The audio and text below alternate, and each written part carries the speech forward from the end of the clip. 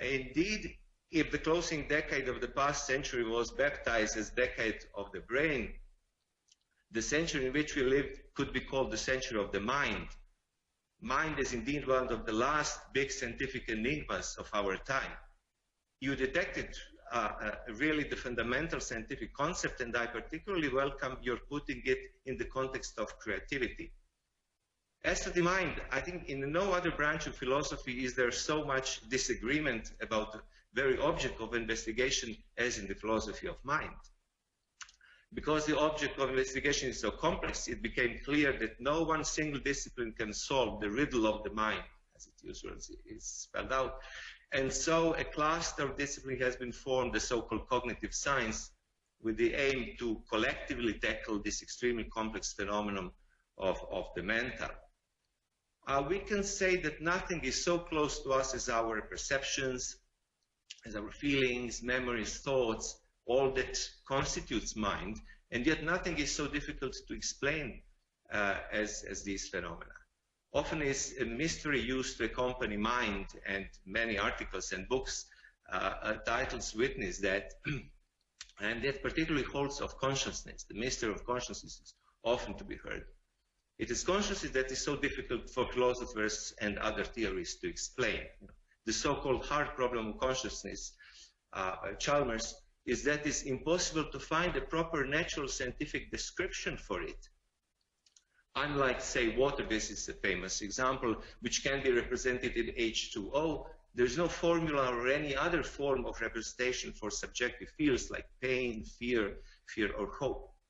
It may be elusive, but yeah, it's dark again. It may be elusive, but it is just consciousness that makes us different from zombies and robots. On the other hand, we seem to neglect the fact that we are also an unconscious being. According to the recent empirical studies, as much as 98% of our mental energy is processed unconsciously. That is to say, the share of consciousness is no more than 2 to 5%. I think that we cannot ignore that fact, and that urges us to reconsider the importance of the non-conscious. And the distinction between flashlight and latent consciousness is certainly useful, but I would personally plea for the recognition of importance of the non-conscious altogether. Another key term which I think we need to consider if we ambition to competently deal with mind is body or embodiment. We are nowadays, unfortunately, away from the idea that mind is something happening inside our skull. Some internal, processing that we can, for which we can find algorithms or put it in some other formal language. Mind is, in a profound sense, embodied, and that is an aspect that I would like that we bring also in the broad. Such mind is emotional as well as rational. It feels as much as it computes. It produces fantasies as much as facts. It is both intuitive and reasonable. I believe that it is such conception of the mind, of the embodied mind, that comes closer to William Byers' understanding. One remark, in this handout, number 11, Byers says, mind cannot be defined, cannot even be explained. But in the next sentence, he defines mind as knowledge.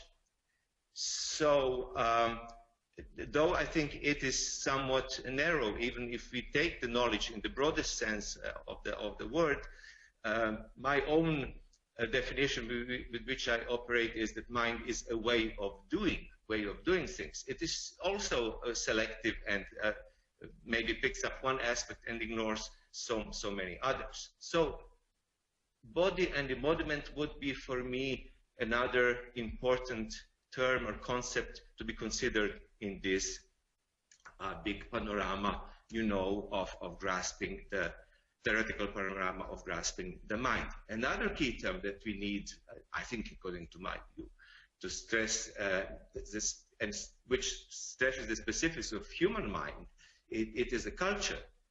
Which culture, particularly symbolic culture, mind is power to go beyond the immediately given and emancipate from the dictate of the sensory.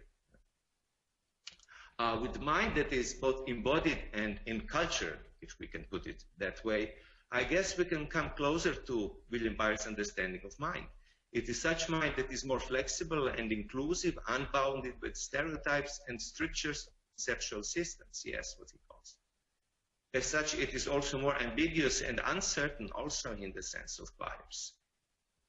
As such, it is also creatively potent to devise novel facts and truths. Yes, facts and truths are fabrications of the human mind, but that doesn't mean that they are only subjective. You know, I think there is always subjectivity is not an obstacle to objectivity, and it should not be viewed in opposition to the latter. Subjectivity is necessary path to scientific facts we consider objective. To say that science is also subjective, it is not to diminish its exactness or objectivity, it is only to point out that science is a human endeavor. And I could say just as it is art, and I would like to maybe talk in Dubrovnik about this art-science relation, or particularly about the aesthetics of science. So subjectivity is not provided externally, it is criterion of the subjective mind. But these shifts are powered by capacity of mind that is not reducible to or representable in algorithmic form. And in that respect, I think William Byers is absolutely right. I do not share his criticism about or skeptics about artificial intelligence. I think we can learn a lot from it, not believing that mind is computer or not believing that computer metaphor is right, but in learning just from what computers cannot do, or still cannot do, as Dreyfus would say.